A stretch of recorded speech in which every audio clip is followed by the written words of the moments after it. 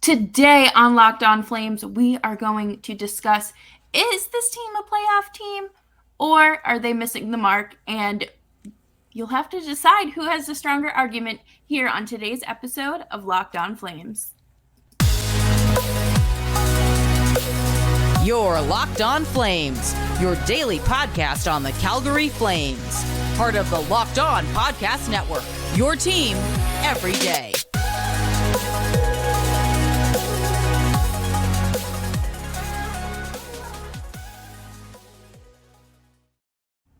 Hello, everyone, and welcome to Locked On Flames. My name's Jess, Belmosto, and today I am joined by Nick Zararis, and we're going to have ourselves a nice old-fashioned debate.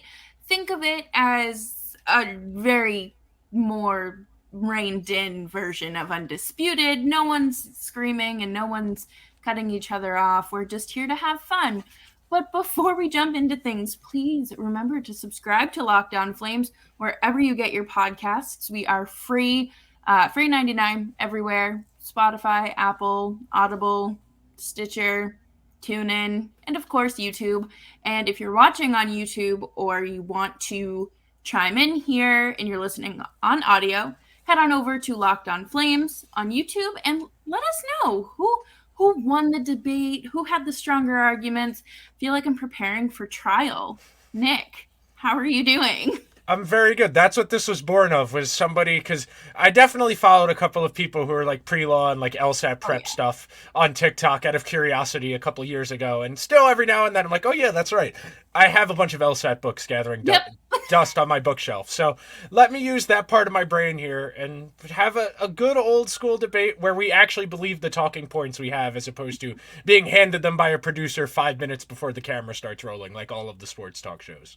Oh yeah, absolutely. So I think you should start this off. Yes. Yeah. And then I will happily follow your lead because I think we are two very like-minded people in terms of critical thinking skills and ability. So let's put it to the test. So I will be playing the role of the defendant on today's episode and making the case why the Flames are a playoff team. And we are not going by a reasonable doubt standard. We're not going by a more likely than not standard. We're not going by a unanimous jury verdict. We are going by the very simple, this is the internet, I made my point, I am correct scale. Yeah. So Jess and I are both going to say we're right, and it's going to really be up to the audience to decide who's right. So the most important factor, and I've been saying this for weeks on the show now, the Western Conference is not a very good conference. That is the single most important thing. And that really has nothing to do with the Flames in terms of why they are a playoff team. It's more that they have a good chance of being a playoff team based on what's going on around them. So the first thing, and I've talked about this especially, is in the Western Conference, the goaltending is very sketchy. Nobody has a goalie, aside from Winnipeg, who the Flames played the other night and tragically lost against.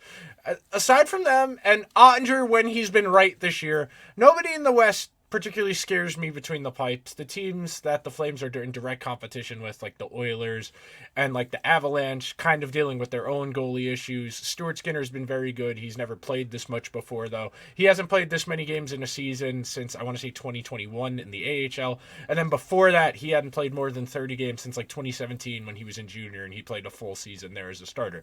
So that's the first thing. The environment is fertile for the Flames to even stumble into a playoff spot. That's the first part of this and the other part of it is there is talent on this team that is underperforming what you would expect. So if you get a little bit of positive regression from guys like Blake Coleman and Andrew Mangiapane and everybody who's already playing well plays a little bit better, it's very easy to see how just the environment being favorable makes the Flames a playoff team. And we haven't even gotten into the more deeper parts of this, of who I think will be better down the stretch and why they're playing better the last couple of weeks. Just big picture wise, the rest of the Western Conference and the Pacific Division especially is not that good. Well, you're not wrong. I will give you that. I think everybody kind of knows that the Western Conference is the weaker conference, of course. But my first issue immediately is Jacob Markstrom. And the goaltending, he has looked great, but he hasn't had enough of a workload to get into a rhythm to just find that success. And last year we saw him with 63 games, an insane workload. He was cooked by the end of the playoffs. And I think not even before the end, but throughout the playoffs.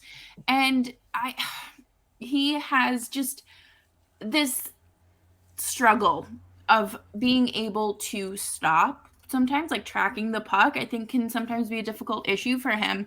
But so far this year, he hasn't hit like a solid 9-1 save percentage. He's just been his baseline. Last year was an outlying year. We talked about it on the show. And the last time he was in the playoffs was with Vancouver, or prior to last year with the Flames, was with Vancouver. And he had a 919 save percentage in front of, well, not in front of, but he had Quinn Hughes and Chris Tanev as his top pairing defensemen. And I find it very funny that Chris Tanev is just kind of the glue here. He is the common denominator.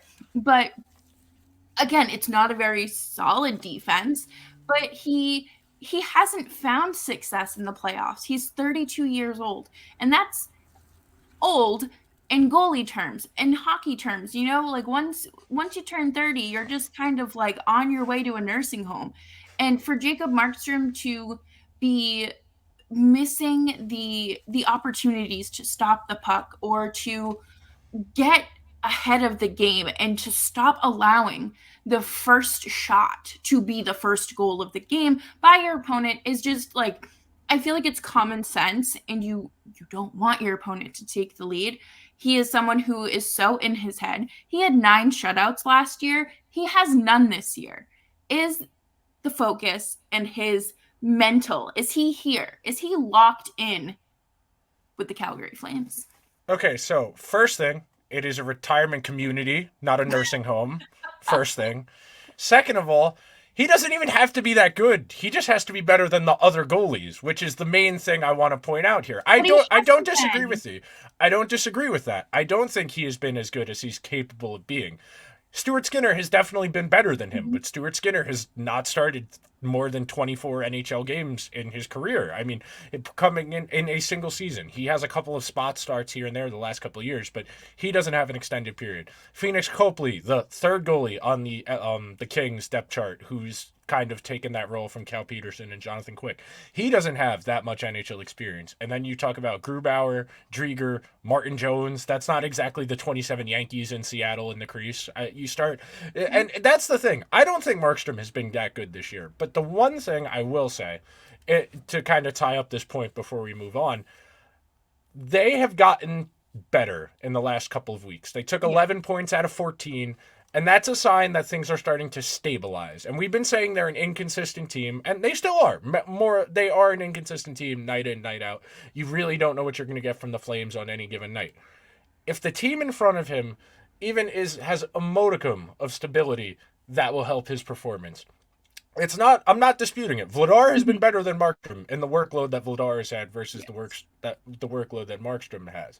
You're not going to start Vladar in the playoffs. No. And, well, that's different. Once you get to the playoffs, that's different. You ride the hotter goalie. If your goalie gets shelled in game 1 and your backup comes in and gives you a chance, you could maybe ride the hot hand. But long term, no. You don't want to be riding Vladar 3 out of every 4 starts the rest of the way here. They need the biggest, and this is going to be the thing I talk about in the next leg of my defense here for the Flames, about the defense. If the defense can tighten up just a little bit, that's going to make the goaltendings a little bit easier. If the defense tightens up, it's going to make the forwards' jobs a little bit easier. That's going to help the goaltending as well, because they're going to be on offense more often. So I've got a few prongs of my defense here and why I feel relatively confident in this. Well, if you want to stick around and listen to that, I think Nick has a very solid case here. But like we said, it's not up to us to decide. We chose our right answers.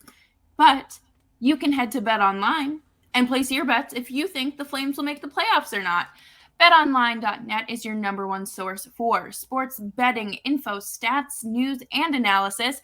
Get the latest odds and trends for every professional and amateur league out there, from pro football to college bowl season to basketball, and now hockey. We've got it all at betonline.net. If you love sports podcasts and need a break from us here debating on Locked On Flames, head on over to BetOnline and you can find a plethora of podcasts there as well. We're the easiest and fastest way to get your sports betting information. Head to the website or use your mobile device to learn more. Please remember that your parlay is not more important than a player's life and safety. BetOnline, where the game starts. I am very interested to see how this next day in court goes. Okay, would you like to present your case?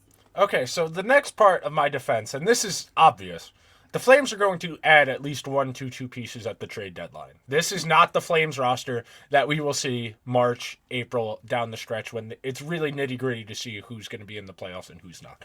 Right now, they have $2 million in cap space. On deadline day, which is March 3rd, they'll have $6 million. They will be able to get more or less, they can get one marquee player who makes a lot of money. They can get 2 middle six guys. They could get 2 depth guys. The first part of this, I want to say, I need Daryl to give Ruzicka a little more ice time because he's been very good, and that's an in-house solution to a problem you have right now. I get they don't want to take him out of the middle and play him on the wing because he's been so effective in the middle, especially defensively. But in the limited ice time he's getting, he's been very good. We know the Flames need one more winger in there. They need one more forward, period, in their top 9. And then if you say you want to get a 13th forward, okay, and you slide somebody else out, you want to play a little more matchup dependent what you want on your 4th line. I think that's another part of this is not the final version of the Flames roster. We know that this brain trust between Daryl and Brad Treliving, they've put together a team with the mindset that this team should be winning the Stanley Cup this year or next year, and they're not just going to wait and see what happens. They are going to add to this group because if they were going to be patient and try and wait it out, they wouldn't have made the moves they made over the summer. They would have looked for more future assets as opposed to getting Mackenzie Weegar and Huberdeau back. They would have asked for draft picks instead, but they think this group is relatively close. They're going to bolster this group. You mentioned we were talking about our sponsor. 20-1, the Flames are to win the Stanley Cup right now. That's what I saw earlier today. They're firmly middle of the pack in their odds. They were the last in the graphic I saw on Twitter just right before we started recording. They are going to go for it because that's the way this roster is set up. There is no ascending youth on the horizon here. Yes, they've gotten some good results from Ruzicka, who got called up during the course of the season. We saw Matt Phillips get a couple games. There is no youth movement on the horizon here. This group was put together to go for it this year. Brad is going to be aggressive, and they are going to add to this group. What they're going to add, I'm going to get into a little bit, but I want to give you a chance to respond. So before, I actually saw this question raised on Twitter last night, and when I saw it, I was like, it is too late to text Nick. It is not. It's never too late. But with Oliver Shillington being in the position that he is, can they move him to LTIR to open cap space?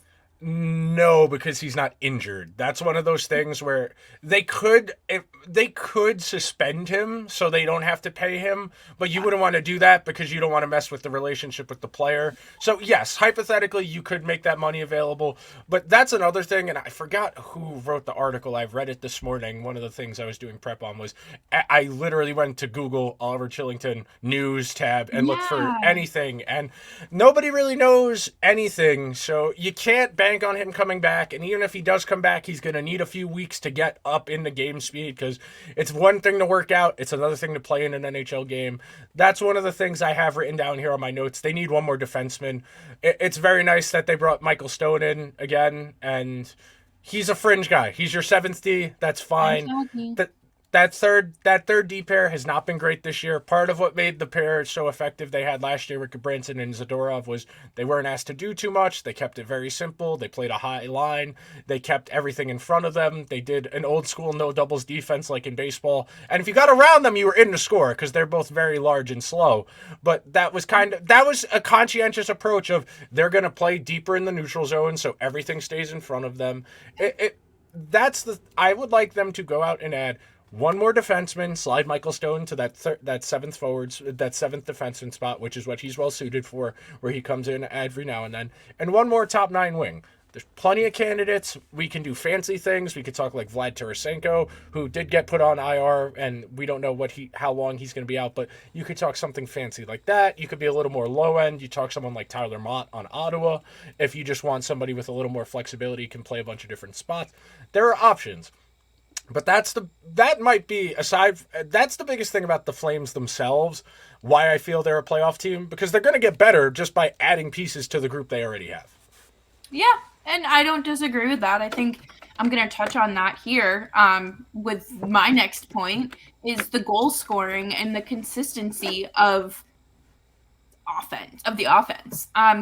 We need to, state the obvious and get the elephant out of the room. This team is a lot slower than it was last year. There is not, there's not a lot of youth on this team. I would say that the Mangiapane, Backlund, and Coleman line may be your fastest. I think that they're just kind of more cohesive as a group. I really like that line, but there's no one that is parking themselves in front of the net consistently and playing the rebound. Milan Lucic, okay? Listen, I know. I got a comment or a message on New Year's Day talking about how I shouldn't rag on Lucic. This is the anti-Lucic top 6 podcast. Sorry. But you can't just sit there in front of the net and not look alive. You have to do something. You have to be effective as a player. I mean, maybe not, because we've seen throughout the league, you make millions of dollars, you do nothing, and you have a good day. But there is not someone out there that you look to and you're like, okay, you're going to have a Gaudreau goal tonight. You're going to have a Tkachuk goal tonight. Fantastic. You know that when Matthew gets behind the net or Johnny gets behind the net, they're going to score. There is none of that this year. They are missing 2 40-goal scorers. And they're missing that finishing touch. Like, it's so close. They get to like 90%, and it's just kaput. It falls apart. Lindholm is doing fantastic. I think that the Dubé Toffoli combination there is great. It's much better than I expected. To see Dylan Dubé up on the first line and thriving is great. If you told me back in 2021 that was a solution, I would have laughed. Not because of Dubé, but because of other circumstances in the team. I think that there were better suitors for who's on your top line. 2 years ago, yeah. Yeah, absolutely. But he is doing great. Toffoli proved me wrong, and it's great to see him up there doing well. But again, you brought Kadri in because, again, Daryl Sutter guy, but he was coming off of an outlying season. Now that you look at it, he was doing a point per game. He's not doing that. Yes, he's scoring goals, but it's not consistent enough. And is Dubé on the top line something that's sustainable for another half of the season? The deadline it's right here, but if they don't figure something out, or the guy that they bring in that isn't cohesive enough and they don't really have enough time to work with him, kind of like Toffoli got a really good start, but I feel like there just wasn't enough time to truly bring him to the forefront like he is now. But I don't see this as a sustainable thing. You can't go out there and have your only goal scored be by defensemen. It's great. Good job, Zadorov. I'm very proud of you. But we need to figure something else out too. Backlund shouldn't be your only forward scoring in a game. No, That's a fair critique. They have not been entirely consistent on offense. The power play is not nearly as good as it's been in the past. That's the problem when you don't have that elite guy. Like Lindholm is probably their best offensive player in terms of skill set, but he's not the type of player where he can kind of play make the way Johnny does, where he can get the zone entry by himself and wait for everybody else to catch up. He's not going to be down low being a menace like Matthew was. That's something that the Flames kind of misses. I mean, you saw it last night in the game against Winnipeg where Dubois was just such a pain last night. Every single time. So much fun watching that game though. Every single time I'd be like, why is it 4-on-4 in the offensive zone and there's no penalty? Oh, Luc Dubois on somebody's back in the other zone. And they're wrestling behind the net because somebody, for no reason either. Yeah, no, the Flames definitely need a little bit more of that. They need somebody with a presence who can kind of make the game go through them. They have a couple of really, really good players. Like, in terms of the game going through them, I would honestly say Rasmus Andersson is the closest thing they have to that, where when he's on the ice, the game kind of flows through him in a way that it did in the past for Johnny, for Matthew, for those other high-end players, where every time he's on the ice, you know he's going to be able to make a play. That's a fair critique. I'll give you that. I don't think there's a player out there that they could get at the deadline, so I think you got me there on that point at least. I don't think there's that type of impactful player available unless something drastic happens that we don't really see coming. Like maybe an Anthony Duclair, if he's healthy enough to get in, he could slide in and be that extra forward, but he's got term going forward, so that might be a little bit tricky for the Flames to squeeze in. But that's the most like dynamic-ish player I could think of off the top of my head without doing a little research. Yeah, and I think last year at the deadline they got lucky. Yeah, Toffoli. They got so lucky. I remember seeing that news and being like, "This is a real tweet. This isn't like I'm not being duped right now." But no, I think that it's going to be tricky for them, especially with the cap space and cap crunch that they could be in the near future. And they're in Canada. That's the other thing. They are one of the Canadian teams. They have to deal with the fact not everybody wants to get traded to Canada. Guys with no trade lists. Yeah, that's another part of it. Exactly. And coming up next, we are going to wrap up with our closing arguments, and hopefully, well, one of us will win, but hopefully you choose the right one to win. And thank you, everyone, for tuning into Locked On Flames. It is a pleasure ringing in 2023 with you. Looking forward to bigger and better things, but make sure you're subscribed so you don't miss out on more fun debates like this. I'm interested for yours because I don't know. Okay. Straightforward, like I said in the first segment, they have stabilized in the last couple of weeks. All of the underlying numbers are reaching a point now where everything to be a good team is getting there. They have been a good possession team all year in terms of just number of scoring chances. That's just the type of hockey Daryl's teams always play. Even when the Kings were missing the playoffs when he got fired that season, they were a positive possession team because they're going to be a volume shooting team. They're going to take a lot of shots. They're going to look for rebounds, deflections, the ugly type of goals. That's been there all year. It's reached a nice point. They're definitely above league average there. Expected goals, that's gotten a lot better in the last 2 to 3 weeks. They're over league average there as well. The two things that are really important, and the way you kind of shooting and save percentage. That's really the way you can tell if a team is bad or just getting unlucky. And for large stretches of the season, the Flames were shooting below their talent and below league average. League average is usually somewhere in the ballpark of 8%, because the way you would typically calculate it, with you're getting lucky. So it's out of 100. League average goaltending is 910. And then shooting percentage is usually about 9, 8.5. Those two numbers together equal 100. That's typically how you calculate if a team is lucky or bad. If they're under 100, they're getting bad luck. They're not getting bounces. If it's over 100, they're getting lucky in some department. And some people will say that's not entirely fair. If you have a super good goalie, the goalie's part of the team. Just big picture wise, for comparing to other teams, it's a useful way to do it. They're getting there. The goaltending is getting close to that at league average number at 5-on-5, and the shooting percentage is just about league average at 5-on-5. That's the thing. And there's no guarantee it's going to stay, but like we've been saying, but if they maintain that level, the goals will eventually come, and the saves will eventually start to come. I don't think Markstrom is as bad as he's been the first 40 games or so of the season.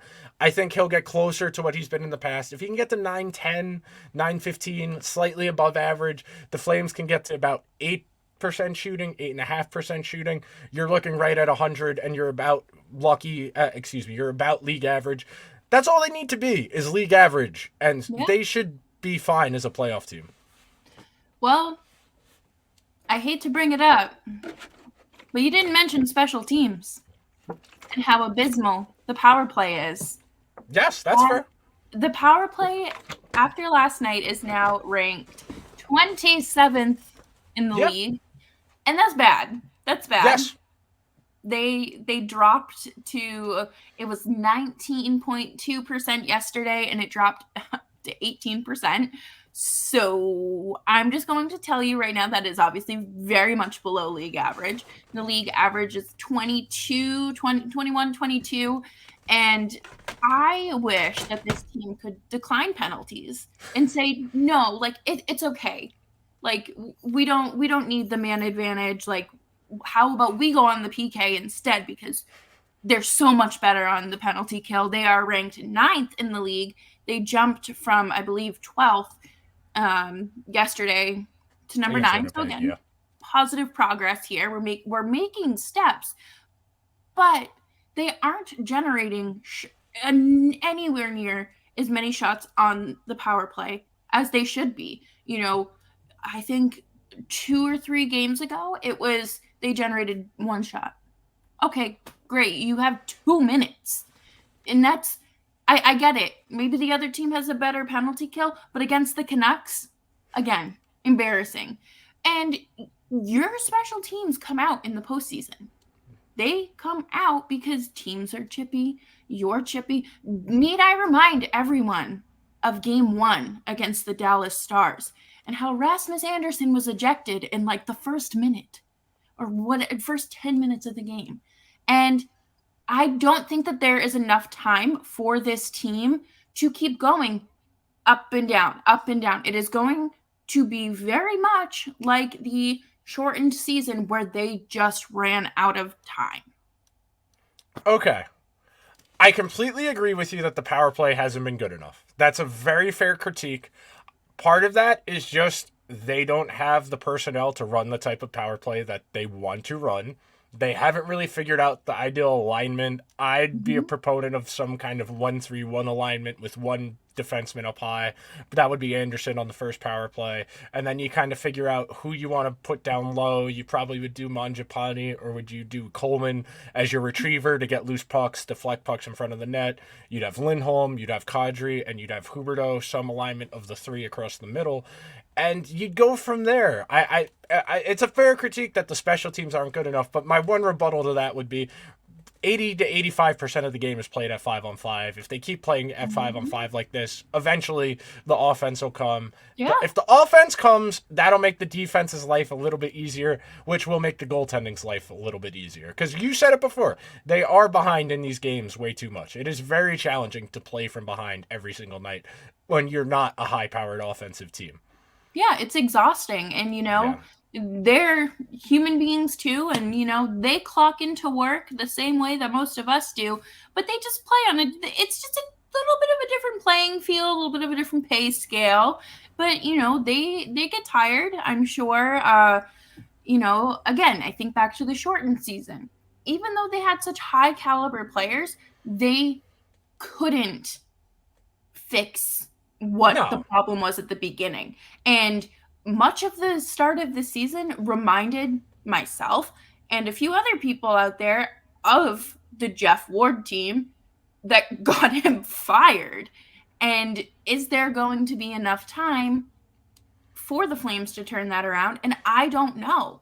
They've gotten very lucky in terms of injury, in terms of health. And again, this is just all a giant hypothetical, but what if the deadline doesn't go in their favor? It's hard to say that because, they're going to add something. They could end up with, Joel Edmondson, like that would be bad. Like Wow. if they ate the cheese on Edmondson from Montreal, that would be bad. But I think no matter what, they're adding at least one forward and probably one more defenseman, just because they've invested too much in this group to not at least try. There are definitely people who force themselves and talk themselves into making a move because they feel like they need to. That I could see as the argument for how they missed at the deadline. That I could see. Yeah, I think that's, just the special teams, mainly the power play. It kills me. When they went on it last night, I was like, why would you do such a thing? You know what's coming when you do that, and you have to sit there and watch.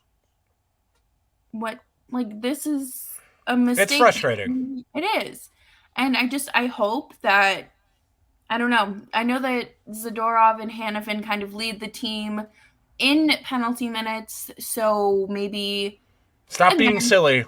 Yeah, like we've already talked about Zadorov taking all those penalties. We've beat it into the ground. Hopefully, they can find some self-discipline, some self-awareness. But at the same time, if it hasn't come by now, it's probably not coming. The Zadorov heat checks are amusing. I can't lie. Every now and then when he just skates through the neutral zone at full speed and just rips a shot as soon as he gains the zone, he's feeling himself. It's hysterical. I can't lie. I respect the heat check. You got to do what you got to do. I mean, he's a fancy dresser, so he's got that confidence going on. He's got a beautiful wife, beautiful kids. Why not shoot the puck? It's a good point. It's a good point. I don't know. I guess sometimes we all have to feel like Zadorov, but then again, don't play like him. I was gonna say I feel like Quinn Hughes most of the time. To be honest with you, I am 200% Quinn Hughes. Just having an out of body experience. Yeah, absolutely. But do you have any more remarks before we wrap up today? I really wish they would have won that game last night. I was so tired. I was so tired by the end of that game. And I was like, I will stay up for the overtime. Please tie the game. I know. That was a really good game, especially when it was still nothing. It was still scoreless. That was, I think, the most fun that I've had watching a Flames game in a minute, especially when it's scoreless. But both goalies were really good last night. Both were really good. Yeah, no, I forgot that Connor Hellebuck is still very good because I think last year he had a little bit of a dip, which happens. But even Markstrom, he was outstanding. Some phenomenal back-to-back saves. So I do give him credit there. Just make sure you bring it in the spring if that's happening. But thank you everyone for listening to Locked On Flames. Make sure you tell us who you think won this wonderful first mock trial edition of Locked On Flames. As always, you can follow me on Twitter at Jess Belmosto. Make sure you're subscribed to Locked On Flames wherever you get your podcasts. Come hang out with us in the YouTube comments, but only if you're going to be nice. And of course, remember to rate, like, subscribe, leave a nice little review on Apple. You can't do it on Spotify yet. Yes, you can. Yes, you can. Can? You can leave podcast reviews on Spotify. Yeah. I've only seen the ratings. I'll have to look that up. Oh, no, ratings. Yeah, I thought that's what you meant. My mistake. Oh, yeah. No written reviews yet, but go over and give us some stars and be nice. Download some episodes so we can go to some playoff games. And Nick, where can everyone find you? You can follow me at Nick Zararis on Twitter. You can find all my other work on my Twitter, my Linktree. My Linktree is a very useful service, very, very helpful service. I do a lot of podcasts. I do a lot of content. So I'll see you on the internet. Yes, and if you're a New York Giants fan, you're going back to the playoffs. Yes. You need a team to root for. Nick has you covered, but I think you should root for the Cowboys, and that's on a different episode here on Locked On Flames.